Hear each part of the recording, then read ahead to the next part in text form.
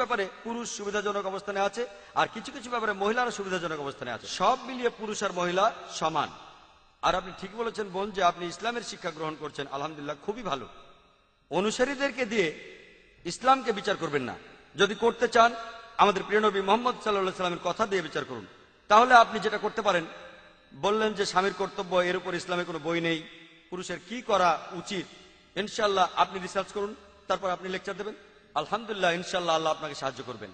আর আপনি অনেক ভালো কাজ করতে পারবেন, কারণ আপনি রিভার্টারকেও লেকচার দিলে বেশি প্রভাব পড়বে, আলহামদুলিল্লাহ। তাহলে বোন, ব্যাপারটা হলো এই, আমি একমত, সব জায়গায় কিছু কুলাঙ্গার থাকে। আমরা যেটা করব, আমরা ভালোগুলো বেছে নেব। আর পৃথিবীতে ভালো মানুষও আছেন, আলহামদুলিল্লাহ, তারা তুলনামূলকভাবে অনেক সৎ মানুষগুলোর দৃষ্টান্ত আমরা তুলে ধরবো, এবং তার সর্বশ্রেষ্ঠ উদাহরণ প্রিয় নবী মুহাম্মদ সাল্লাল্লাহু আলাইহি সাল্লাম। ইনশাআল্লাহ, যদি নিরপেক্ষ দৃষ্টিতে দেখতে চান, আপনি বললেন যে লোকজন, বক্তারা শুধু বলেন মেয়েদের এটা করা উচিত, ওটা করা উচিত। আমি অনুরোধ করব, আমার ক্যাসেটগুলো দেখলে ইনশাআল্লাহ আপনার ধারণা বদলে যাবে। আশা করি উত্তরটা পেয়ে।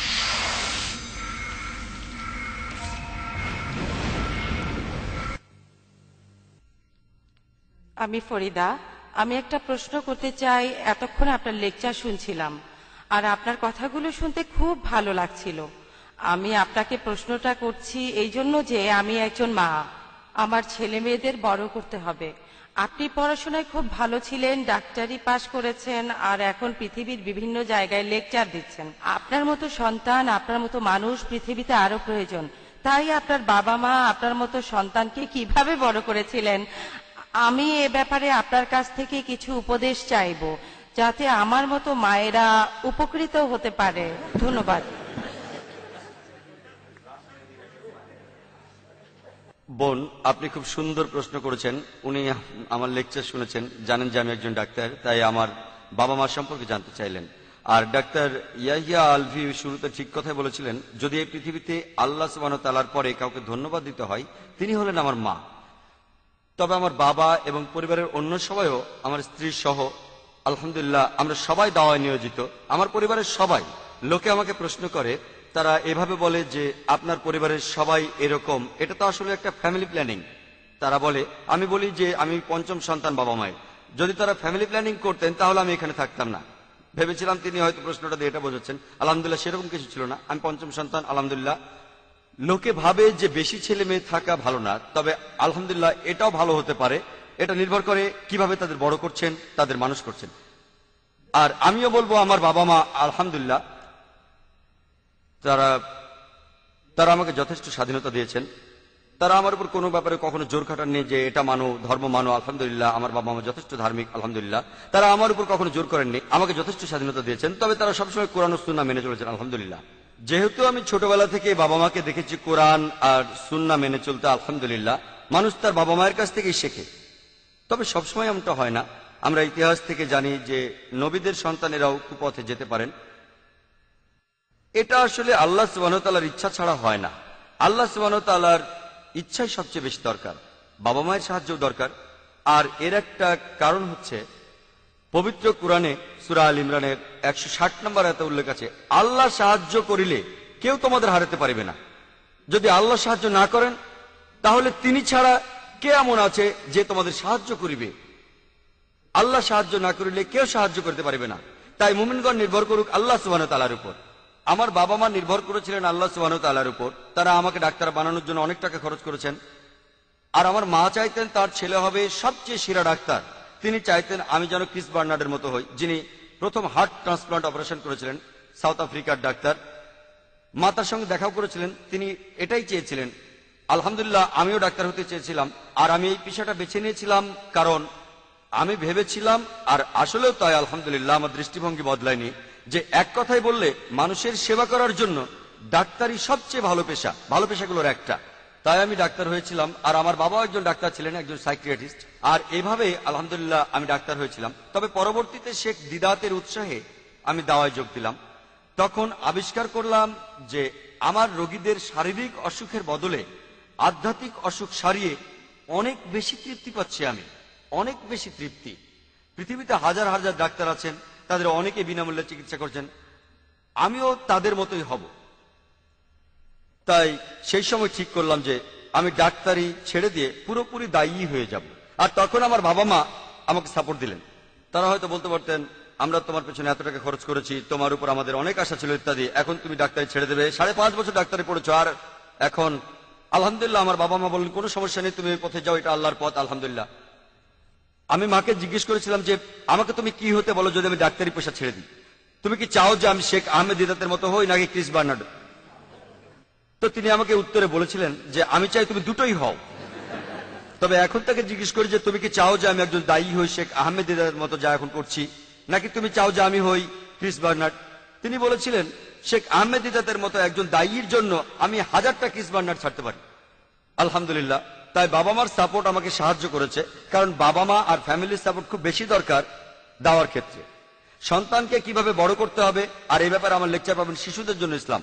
শিশুদের জন্য ইসলাম।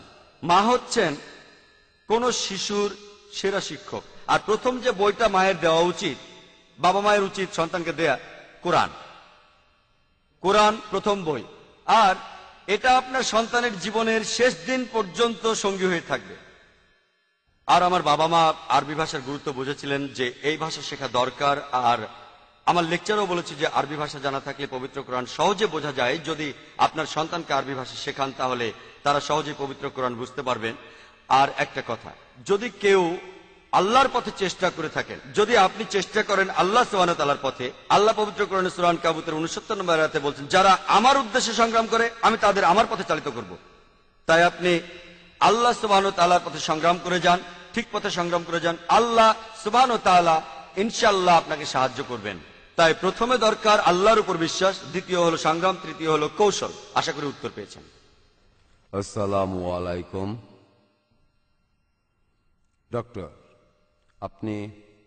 আপনি তখন বলেছিলেন যে আগেকার দিনে ইতিহাস বলে যে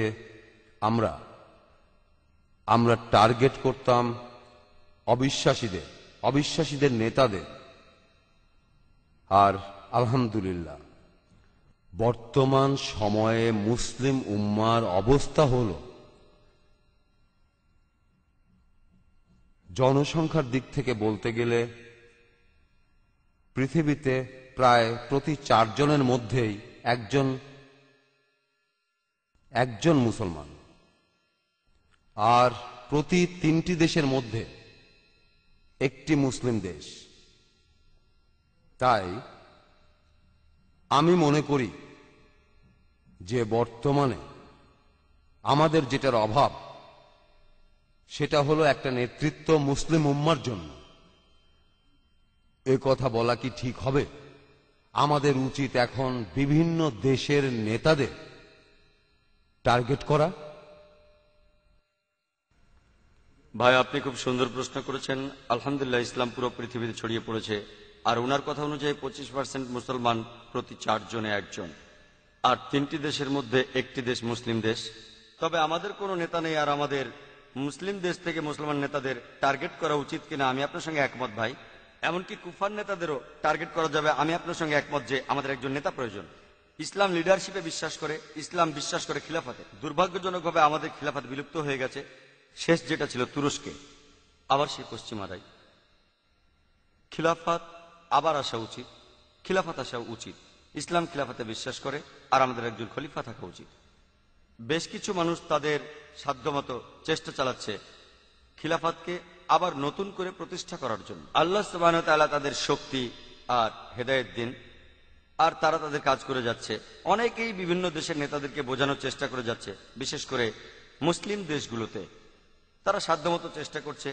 আমরা দোয়া করি যে আল্লাহ সুবহানাহু ওয়া তাআলা একজন নেতা দিন মুসলিম উম্মার জন্য, যিনি আমাদের নেতৃত্ব দেবেন। নেতা থাকলে আলহামদুলিল্লাহ আমরা অনেক কিছু করতে পারবো। তাই ইসলামও নেতৃত্বের কথা বলে, আর আমাদের নেতা খুঁজে বের করতে হবে একজন ভালো নেতা, যিনি কোরআন ও সুন্নাহ মেনে চলেন।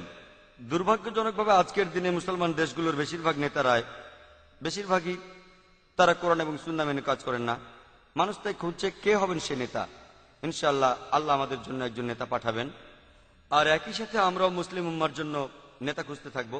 যখনই কোনো মুসলিম নেতা আসেন, অমুসলিমরা তাকে ছোট করার চেষ্টা করে, তারা তাদের মতোই কাজ করছে। তাই আমরাও আমাদের জন্য নেতা খুঁজতে থাকবো। এমনকি কোরআনের অন্য নির্দেশ মানতে পারি, কুফার নেতাদেরকেও টার্গেট করতে পারি, দুটো কাজই একসাথে করতে পারি। আমি আপনার সঙ্গে একমত যে নেতা দরকার এই মুসলিম উম্মার জন্য। ডাক্তার জাকির নায়েককে এই জ্ঞানগর্ভ আলোচনার জন্য অনেক ধন্যবাদ। আমরা জানলাম ইসলাম কি শেখায় আর ইসলামের সেবার জন্য আমাদের দায়িত্ব আর কর্তব্যগুলো কি। আসুন আমরা সবাই তাকে অভিনন্দন জানাই।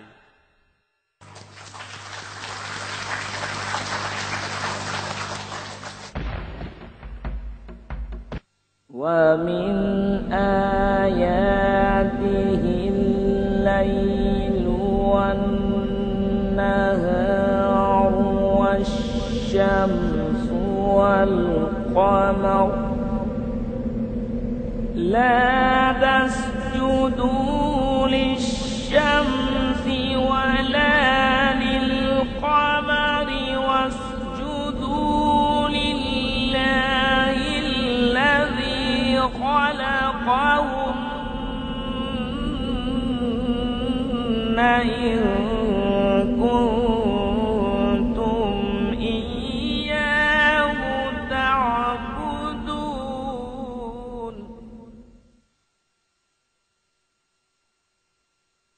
মাল্টিমিডিয়া পিসি এলিফ্যান্ট রোডের কাটাবন মসজিদ কমপ্লেক্সে অবস্থিত কম্পিউটার বিক্রয়ের একটি অনন্য প্রতিষ্ঠান মাল্টিমিডিয়া পিসি।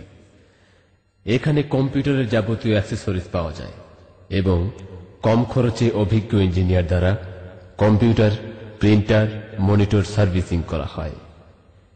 এছাড়াও দেশি বিদেশি 2000-এরও অধিক ইসলামী সিডি, ভিসিডি থেকে আপনার পছন্দের কপিটি সংগ্রহ করুন। মাল্টিমিডিয়া পিসি